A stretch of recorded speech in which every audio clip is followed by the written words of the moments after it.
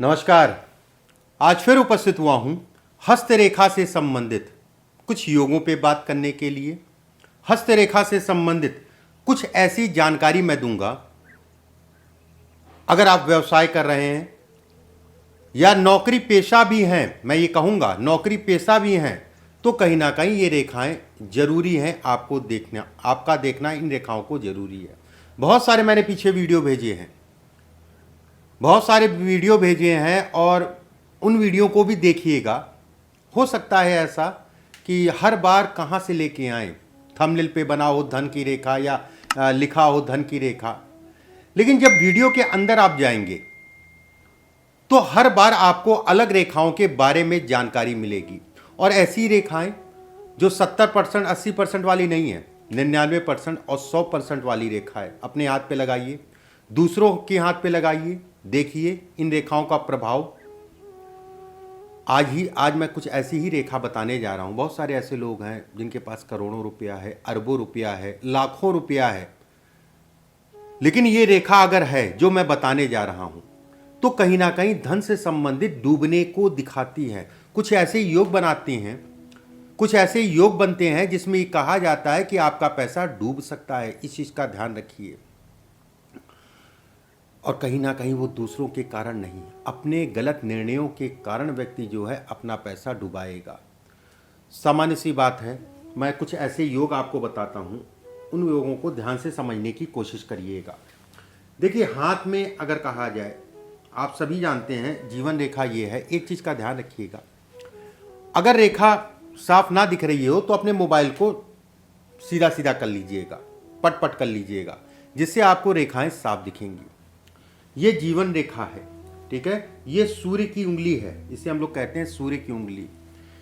एक चीज़ और मैं यहाँ कहना चाहूँगा, जैसे जन्म कुंडली में योग बनते हैं कि गुरु से बना, राहु से बना, शुक्र से बना, मंगल से बना, एक संबंध बन गया ग्रहों का आपस में, उसी तरीके से रेखा भी संबंधों के आधार पर फलित की जाती है, योगों के आधार पर फलित की जाती। एक रेखा का महत्व उतना नहीं है, जब योग बनता है हाथों में तो दिक्कत ज़्यादा होती है।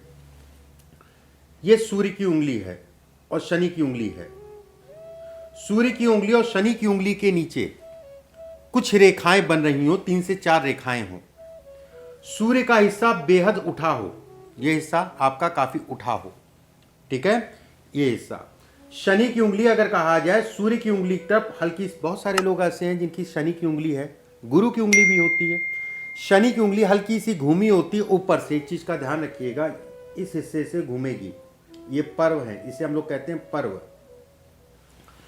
ये तीसरे पर्व से जो है शनि की उंगली सूर्य की तरफ घूमे या झुके, सूर्य का हिस्सा काफी उठा हो, इस पे कुछ रेखाएं बन रही हो, मंगल के क्षेत्र से ऐसे ऐसे करके कुछ रेखाएं आए, तो ऐसे में कहा जाएगा व्यक्ति को अपने व्यवहार को परिवर्तन करना पड़ेगा, चाहे वो स्त्री हो चाहे वो पुरुष हो।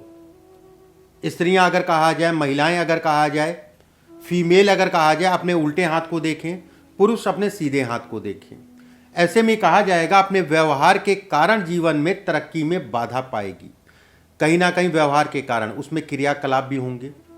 ऐसे लोगों के पास अगर बहुत सारा धन हो भी जाता है तो कहीं ना कहीं जीवन में व्यक्ति जो है जमीन पे गिरता है, ये इसको भी दिखाता है। और सबसे बड़ी चीज़ है जो मैं इस रेखा को लाने का मतलब ये है कि ऐसे लोगों के जीवन में वाद विवाद, मुकदमेबाजी, सरकारी दंड इत्यादि चीज़ों को भी ये रेखा दिखाती है। सदैव अपने आप को बचा के चलिएगा, किसी भी वाद विवाद में मत पड़िएगा।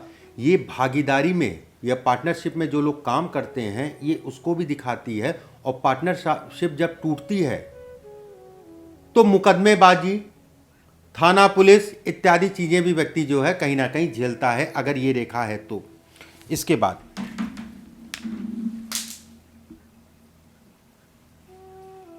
अगले योग के बारे में बात कर लेते हैं।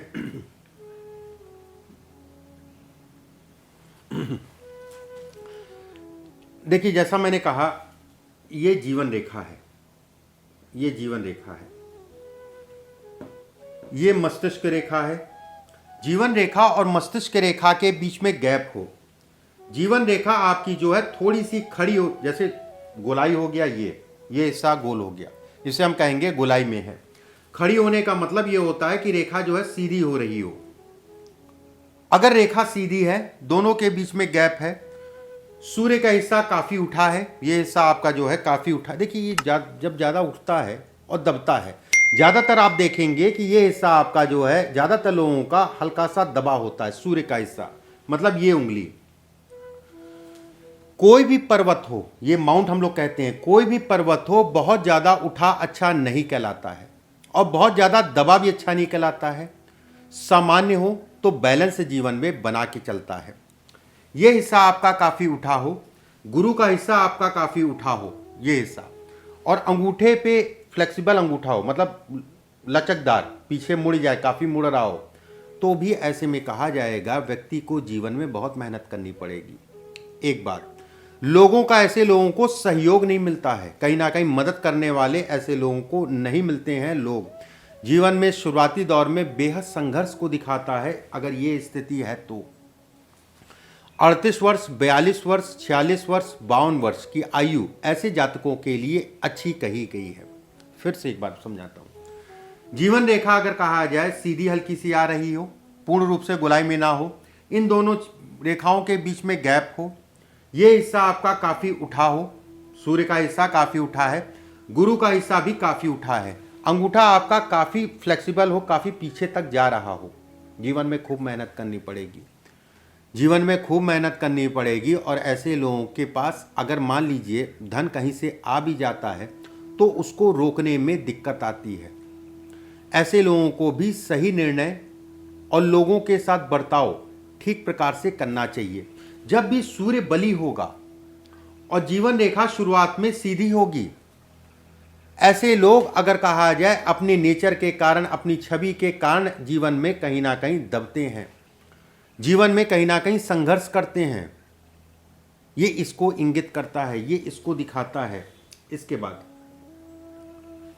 तीसरा योग, देखिए ये योग अगर कहा जाए ये अच्छा है, खराब नहीं है, उतना खराब नहीं कहलाएगा, ये योग अच्छा कहलाएगा। लेकिन खराबी कहां पर आ जाती है ये समझने की कोशिश करिएगा।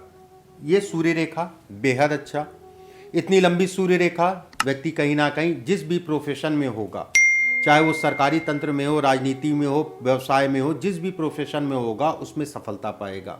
ऐसे लोग किसी के सामने झुकते नहीं हैं, जब तक अपनी बात को मनवा ना लें तब तक पीछे नहीं हटते हैं। एक रेखा आपकी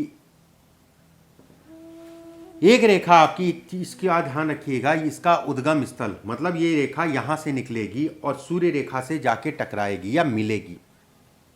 अगर ये रेखा है यहां से गई यहां तक मिली, बेहद अच्छा, खूब धन कमाएगा। अगर इतनी रेखा है खूब धन कमाएगा, जीवन में खूब सफल होगा, सफल व्यवसाय जिसे कहा जाता है, या फिर कह लीजिए बड़े स्तर तक ऐसे लोग पहुंचते हैं, बड़े स्तर तक का। अब जीवन है, मानव जीवन है, कहीं सुख मिलेगा कहीं दुख मिलेगा, हर समय हर किसी का अच्छा नहीं होता है। अब कब अच्छा नहीं होता है ये समझ लीजिए, जब ग्रहों का परिवर्तन होगा, जब दशाएं अगर कहा जाए फेवर में नहीं होंगी, समय खराब होगा, तो ये रेखा आपकी इससे मिल जाएगी और कहीं ना कहीं जीवन में तनाव स्टार्ट हो जाएगा। चाहे ये रेखा इसको काट दे तो भी खराब कहलाएगा।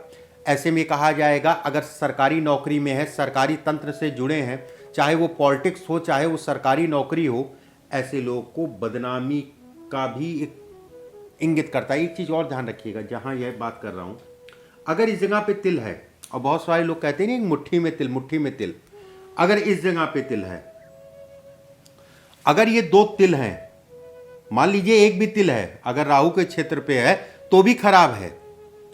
इन रेखाओं के प्रभाव से व्यक्ति बड़ा आदमी बन जाएगा, इन रेखाओं के प्रभाव से व्यक्ति जीवन में तरक्की करेगा। अगर यहां पर किसी प्रकार का दाग धब्बा या तिल आने लग जाए तो समझ लीजिएगा आने वाला समय अच्छा नहीं है। जमीन पे गिरना और कहीं ना कहीं वाद विवाद, केसेस इत्यादि चीज़ों को दिखाता है। ऐसे लोग अगर सरकारी तंत्र या राजनीति भी करते हैं तो बहुत सारे लोग आप देखते होंगे कि बड़ी अंड बंड बात करते हैं, ये उसको भी दिखाता है और कहीं ना कहीं समाज में गलत मैसेज जाता है इसका। मतलब अंड वंड का मतलब ये हो गया कि कुछ ऐसा बोल दे, कुछ ऐसा कर दे जिसके कारण व्यक्ति खुद तो परेशान होगा ही होगा और अपने साथ और लोगों को भी परेशान करेगा। अगर ये रेखा है, ये विवाह से संबंधित कलेश को दिखाता है। दो विवाह भी संपन्न करा सकता है अगर दो विवाह है, ठीक है। अगर ये रेखा है तो दो विवाह के योग भी बनाता है, लेकिन अगर दूसरा विवाह होता है तो दिक्कत नहीं है, किसी प्रकार की कोई दिक्कत नहीं है। लेकिन विवाह अगर एक ही है तो उसको खींच रहे हैं तो ये केवल खिंचवाता है, सुख नहीं देगा, ये सुख नहीं देगी रेखा। सामान्य शब्दों में अगर कहा जाए ये अच्छी नहीं है। एक बार और समझ लीजिए, सूर्य के नीचे लंबी रेखा या सूर्य के नीचे रेखा हो, शुक्र के क्षेत्र, शुक्र का क्षेत्र मतलब इतनी जगह से अगर कोई रेखा निकल रही हो, ये अगर अपने आप में एक राजयोग के समान है। उसके बाद रेखा काटे, दुर्योग, जो राजयोग मिला था, जितना भोग किया था, जितने आप बड़े आदमी थे, वो कहीं ना कहीं अप डाउन फॉल आएगा। इसके उपरांत जो है अगर इसमें तिल भी हो तो ऐसे में जो भी चीज़ें मैंने कही उन चीज़ों में सावधानी बरतिएगा। ये अच्छा संकेत नहीं है, ये अच्छा संकेत नहीं कहलाएगा। अगले वीडियो में फिर किसी विषय के साथ, कुछ लोगों का ये कहना था कि आचार्य जी थोड़ा वीडियो जो है छोटा बनाया करिए, तो मैंने भी कहा ठीक है, 3-4 पॉइंट आपको जो है हर वीडियो में 5 पॉइंट मैं बताऊंगा और समझने की कोशिश करिएगा। अगर आप शौक़ रखते हैं हस्तरेखा का या ज्योतिष का या लोगों का देख रहे हैं, प्रैक्टिस कर रहे हैं, तो आपके लिए बेहद ज़रूरी है। परमात्मा आप सभी को स्वस्थ रखे, सुरक्षित रखे। अगले वीडियो में फिर उपस्थित होऊंगा। अभी के लिए बस इतना ही। नमस्कार।